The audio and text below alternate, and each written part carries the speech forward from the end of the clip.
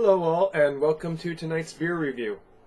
Tonight I'm going to be reviewing something that technically I should probably hate, but, well, I don't know if I should say I would hate it, but it's just a difficult beer because I like it quite a bit,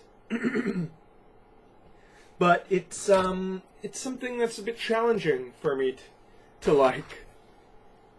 And I speak, of course, of the infamous Bigfoot Barleywine style ale from Sierra Nevada. Now, this is a 2015 one. I really hope they're not sold out in the stores. I want to get another 4-pack so I can age 2 of them. I have 2 from 2014 aging, and in a year or two I'm going to be doing a vertical taste testing. That's when you go and taste years. So, because barley wine is one of the few styles of beer that not only take to aging, but, you know, have differences in taste as time goes on.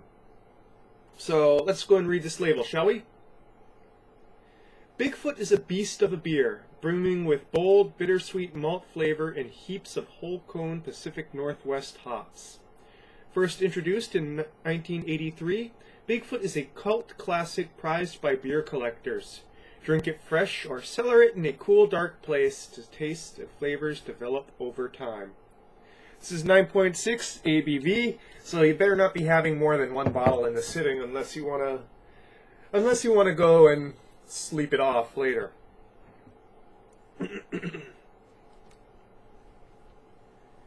So, let's get to it, shall we?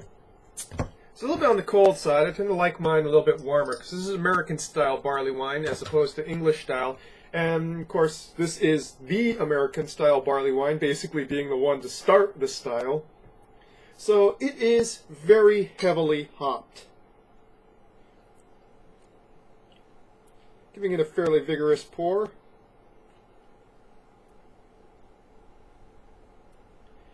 Very thick and syrupy.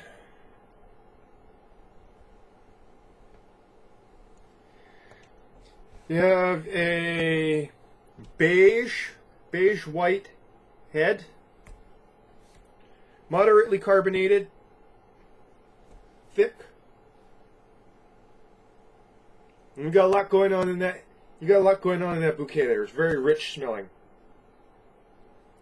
First off, you got like very bright, effervescent citrus hops going on.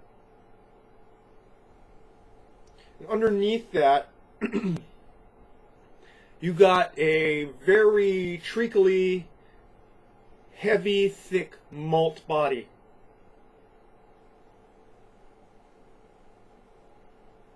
And it really smells of, say, like a bread pudding mixed with fruit. And in this case, sort of plummy fruits. That said, it's not really a fruitcake sort of smell. It doesn't have like a port-like quality. It's just sticky sweet.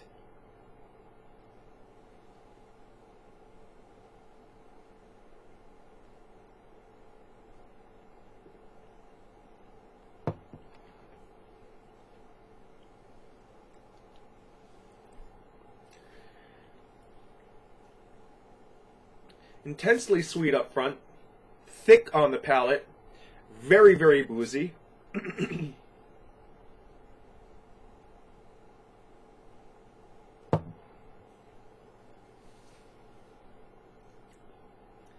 fact, the booziness is pretty much the main note of the mid palate.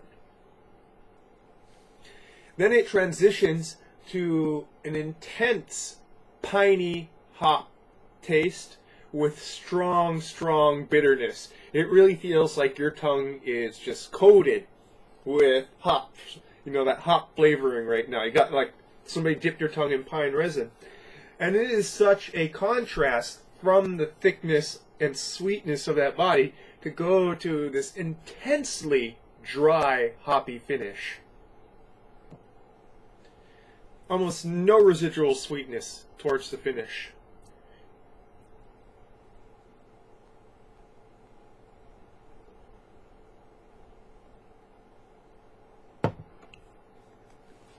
Lovely, lovely malts. There's still hints of that citrus part of the hops elements in the front, but pretty much a malt show all the way in the front there. And a hop show in the back. Incredibly bitter.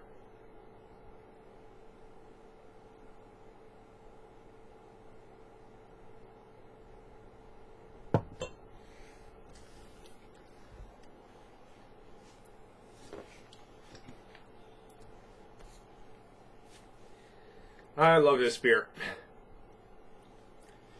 And why do I love it? Even though technically this would kind of fall under my rubric of unbalanced, because it is just bam all the way in the front, bam all the way in the back. Not much in the way of nuance. It's all big, bold, and brassy.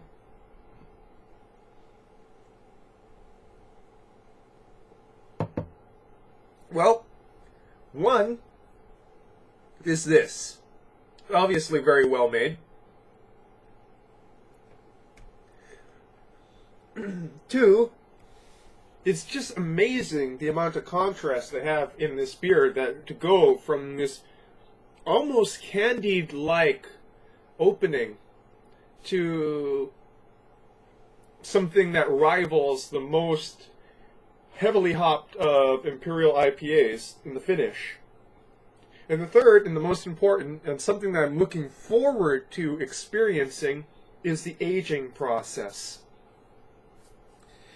Namely, the high alcohol, high malt bill, high hops bill means that this is meant to be aged. And what that means is that the hop bitterness declines over time, and more the malts show through and develop over time and age. What that's going to show up like, I don't know. I know something's going to show up there, because there's a whole lot of malt body in there. You're basically not just drinking bread, you know. I was going to say drinking a thick beer is like drinking bread. You're drinking bread pudding here.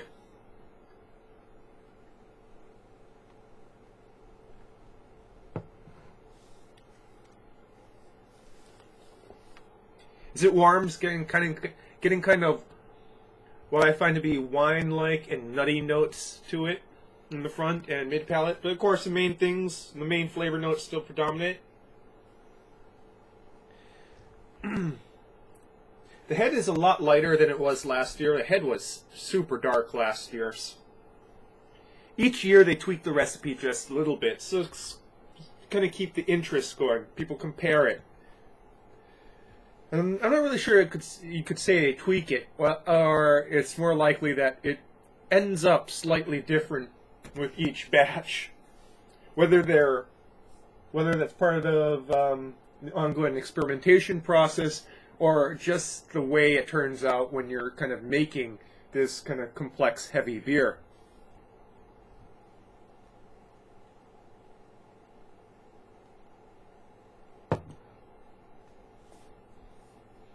Not being a fan of incredibly high IBU measurements in beer, I'm really looking forward to seeing what this is like when that bitterness declines, when we can get more, when the malts,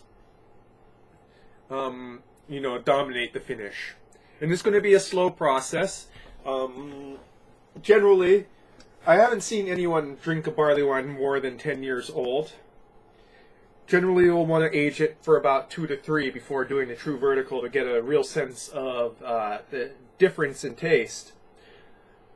So, I'm probably going to open the 2014 next year or the year after that. I'm looking forward to it.